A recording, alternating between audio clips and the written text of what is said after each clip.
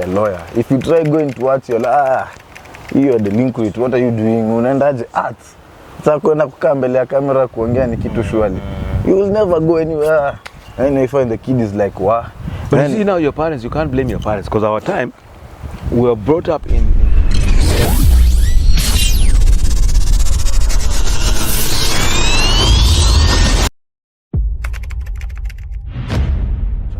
So now the problem is our parents also had that problem. Yeah. Our parents who didn't become doctors wanted us to become doctors. Those who did become engineers wanted us to become engineers.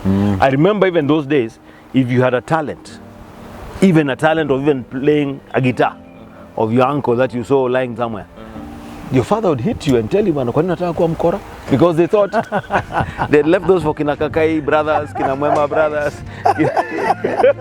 those guys, and they just look like nightclub dwellers who just stay in the bar and drink beer and just play music. So that's how they used to look at us. So we never went into that music thing. We had the guitar, you played it secretly, unless you went to an international school and they had music. But even the music, you're told to take it not so serious because you wanted to be an engineer. Now those parents, now we are the parents, and then now come to you guys. We're also trying to plant the same thing. As you're saying, arts and culture and music has become the in thing all around the world. It's earning the money. But the question is, for how long then do you earn the money? Because I've seen a lot of people who go into that area of art and music and culture. But sustaining that life, because it has a very good life. You watch the people who we see on TV who start as good artists and also good actors. They also lack mentorship because I think when they get the money, they get involved with their life a lot, and it goes downhill for them. A lot of them have lost their life. Others have become drunks. Others are now even asking for money even to live. Have you seen those kind of things? We're very good artists and all. So I think there also the issue would also be that also the government needs to look at how best can we mentor these people. That when they're getting into the stardom, there is a control. It's the same way I always see about betting. I always ask the betting. I've been talking to a few betting company friends of mine, and I tell them, listen, why can't you have a mentorship system within your bettings? Because what is spoiling the young man, he gets 100,000 and boom, he goes crazy about the money. But if you're able to tell them how they can invest the money, how they can grow the money, then I think it can be able to add value. But it's not adding value because it's just becoming destructive. Yeah, because people are living with the mentality of tumia pesa ikuzoe, but I don't think that's the way to go. You tumia pesa? Ikuzoe. Ikuzoe. So it can keep coming because you know how to spend it. You are spending it to you, and then inshallah, it's vibes and inshallah, man. Inshallah. I don't think it's the way, because now, hey, you know, Naisha, then you're there. What do I do? How do I do? You know, you can't go back to your. Do you guys ever think that your life is going to be double fold? You're 24 today, you'll be 50, and what are you going to do at 50? Do you ever think that far? Or you guys think about up to 30 years? When you reach 30, you think up to 32? Well, I think that the values. Or life, or the idea is you live once. I saw something there. YOLO. Like, YOLO. Yeah, I mean, it's a YOLO society. Most. Yeah. Most are living. Yeah, so you're living like just for 2 years, 5 years. Hey, 2 years you're going far. Guys are living till December. You're going far. Guys are living till deck. Deck. Guys are like, you know what? Let's start doing this August to go to Costo. That's till there. Yeah. No. After August they think of now deck. New Year's. What event is coming up for New Year's? And go. So what is it that can make you guys active to think even 3 years time, 5 years time? So even marriage, maybe you never even think in the nearest future. I tend to believe. In our society. Yeah. Or rather, I'll be married and have children. Married. My children will go to school. Aye, that's a story. I tend to believe what's now disturbing most of the young men's mind right now. It is to think about right now as we are talking right now, something we call connection. I mean, yes, we are talking about your network is your network. So if then you don't have any network, that means that you are doomed. There is nowhere you are going. For you to get a job, lazima tu kuwa na connection. I don't know, there is this aspect, I don't know, we have to drop this notion or something like that. Like, even if there is a company or any type of an organization, they have come outside here and they are giving out, or maybe they have a job vacancy. Even before thinking of sending your application letters, they already know in their mind who is replacing this someone or the person who is coming. It's a formality. So you are just sending your CVs. That's why you find that most of the men, they are saying that apply for this job, knowing that why should I apply the job? Because they already know who is coming to replace this. So already you have a negative attitude towards the vacancy. Yeah, because that is it. Because someone will just tell you, and when you just meet this someone there in Kwamta, and you're like, hey bro, how did you manage? Connection. Kama una connection. Ama mtu akome ni kujaribu. So that brings you then to the story that a lot of young people, you look for friendships for the connection. Yeah. Not friendship, not true friendship. It is what by the time we are getting to August, how far can I go with this guy? Yeah. And if you are not going anywhere with this guy, we are done, man. We're done. That's the same thing with relationships, to be very honest. In this time, it's the same. The guys are not looking for genuine connections. And this guy is the one who's the hot guy right now. That's the guy. This is the hottest babe right now. That's the one we are going with. She stops being the hottest. There comes another one. We move. So it's a true ATM society. It's a quick, quick. And then there is, and you know, nowadays I can say that microwave, actually that's the word I was looking for. It's a true microwave society. And so now guys are growing up with curiosity of I've seen this coming up. Let me test about it. I don't want to hear from someone else who says, you know, I dipped my finger and it was so. No, I want to do it myself. Let me try. Let me pull the rope and see what is going to happen. You see, and that's why we end up losing a lot of people. And then you're like, that is the way. Let me ask you a good question.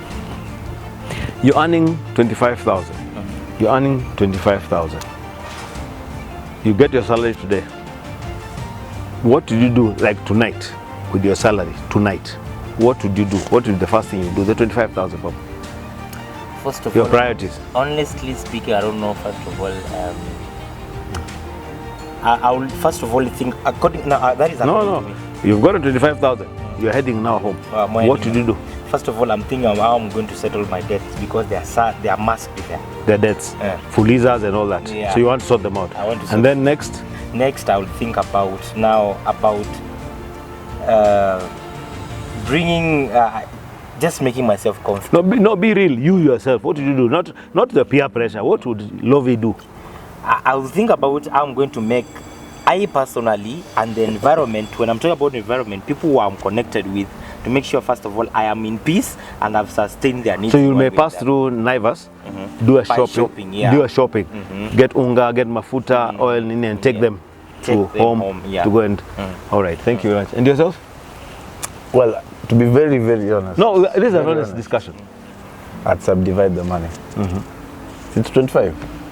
I'd pick 5. That one you're not even asking what you're using. You just use it. You'll be at Magharibi. The lady clothes, t-shirts, black t-shirts and all. And then the 20, to be very honest, I'd go tell my dad, I have this 20, tell me how I'd invest it.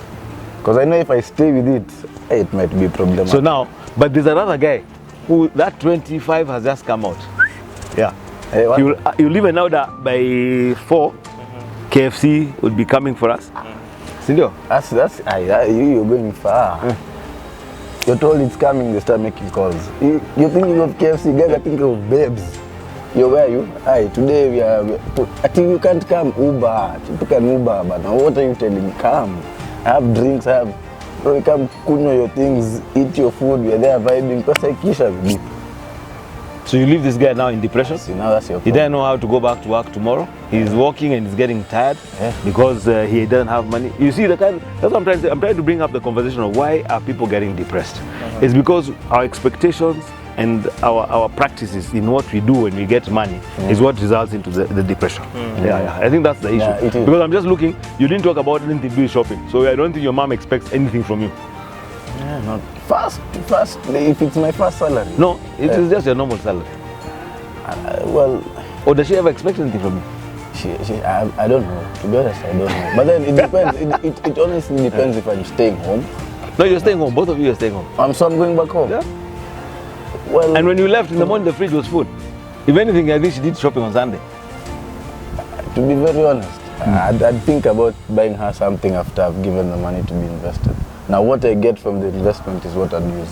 So you do more investment? Yeah, I do more investment. You would make your family more comfortable? I'll make my family more comfortable as I also look forward because, you have to separate some of them of which you have to do savings in that. So, but now there is the other aspect. I'm not talking about me, but there is also another aspect of having friends. And then, you know, you have to live up to your standard and the standard of your friends that you have. Maybe, for example, this time round, I have Kevo, I have another panel of some few groups of guys, and they say, so this month, wachani nitumia salo yangu, tupende tupige drinks, tufanye hivi, tufanye hivi. So the next, they know the next month is so and so. So it is a circle. So when you get, maybe for example, by the time you're getting your salary, the pressure is too high, the debts are escalating, and you don't know parents, shopping, everything. Now you don't have, you know, like an option. So you have to dig in to impress your friends.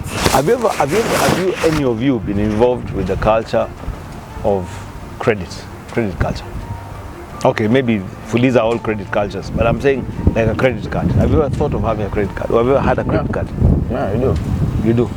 And what's your credit, how's your credit rating, and how's your credit spending? Do you think it's a good thing to have a credit card or not to have? It is a good thing, because to be very honest, now who's going to the ATM to check money? You know, those things now, you go to the ATM is far, and then you look at mobile banking, you're like, it has too much, the rates are too high. So now you get to a place, you're like, so that's man to me, pressure. So the only time you go use that money in that time when you're not joy, you're at your umefinywa. Have you ever thought of having a credit card? I've never thought. Or do you want to have a credit card? I will think of that maybe some 5 to maybe 6 years to come. Because right now, when you think about credit card, it's like, you know, everything is just at hand. What you need, you just go for it. It's here, so there is no need of, you know, having a credit card, go and swiping, and you know, I would say to me, I feel like, based on how I'm brought up and where I came from, I think I have a lot. I have a lot of faces to go so that I can get. So you think credit card is a luxury? Yeah. Okay, let me just give you, I'm giving you now an example of ourselves. When the credit cards came in the 80s, I think Dinah's card was there, there was a Trust card. That's the time, the 80s, when our cards came into this country. One thing I can advise anyone who wants to get a credit card is first have internal display before you purchase that card, because it has a lot of reflex buying. You can purchase anything and anytime to the limit you have been given, and because you pay only a third, you know, a credit card, you don't pay everything in the same month.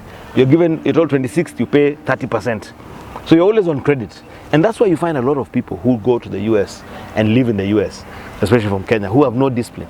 They can't come back to this country simply because they are indebted by the country. Because the first thing you do when you go to America or European countries, the first thing that when you've landed and they know your school, they will give you an opportunity for a credit card. You sign in for a credit card. That's what they do. Wait, let me ask something. By credit card, you mean the ATM cards and all that? Not ATM, credit card, where you're entitled to 50,000 free money. Which you shall pay. That one. If it's that, me thought you were talking about no, that. And you're always indebted. You're indebted as you go on. Okay. Yeah. That's a risk. And that's what I'm saying. That's what a lot of people are running on now. That money is on credit. If you go to the US, as I was saying, when you go to the US, that's what they do. They give you credit. And so you can, with your credit facility, you can buy a house on credit, you can get a car on credit, you can buy food on credit. So you're always indebted to that society. Until the time you want to leave, you can't leave because you're indebted. Yeah. So you find a lot of them just are stuck there because they can't leave. That's a hard life. And that's what the society now we're living in, that people are on credit. Is it on interest as well? Yes, it's on interest. It's on interest also. Okay. So it's on interest. At the same time, it has a lot of reflex, because you go into a supermarket and you just pick things because you can't see them. So unless you have a display, then a credit card becomes very risky for a society like yours, because then it means you can buy anything. Because I remember in our time, we could go to like Carnival with your credit card, put in a glass and tell that guy, swipe that card until you leave here. And then the next day you're looking at your statement and you're wondering, okay, I'll sort it out, It's the same thing as when we have facilities in organizations. Like I remember I worked in the hotel, we had a facility of signing. So I would invite you guys and tell you guys, come over this evening, have the drinks you want. And when you finish, I just remove my pen, the power of the pen.